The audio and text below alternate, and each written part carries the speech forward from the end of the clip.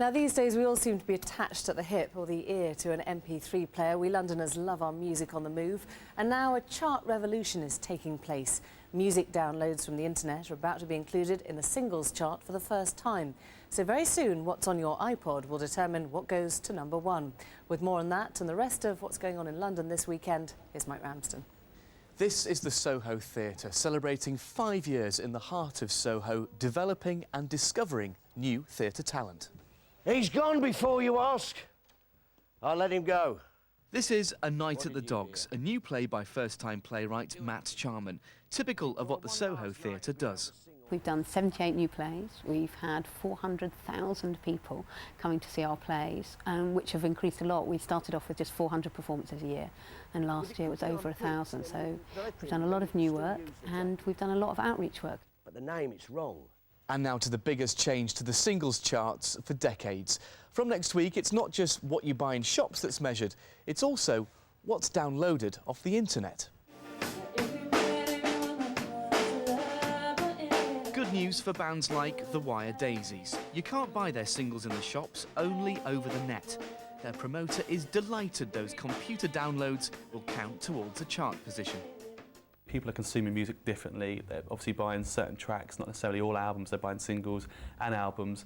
Plus, they're buying a lot of bands that they never would have known about because, you know, shops can only stock a certain amount of CDs or sort of vinyl or whatever they can stock. But online, you can stock whatever you want to, really. And now, we're going to look at the charts.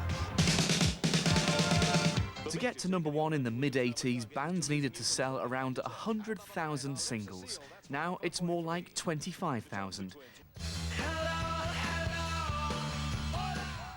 This was the top downloaded single last year. Downloads outstripped sales from shops for the first time.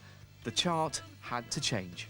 Now there's so many legal download services available and consumers are buying legal downloads in a way that they've never done before. So it's very important to reflect what people are buying by including digital downloads in that combined chart. So will the chart look radically different in a couple of weeks' time?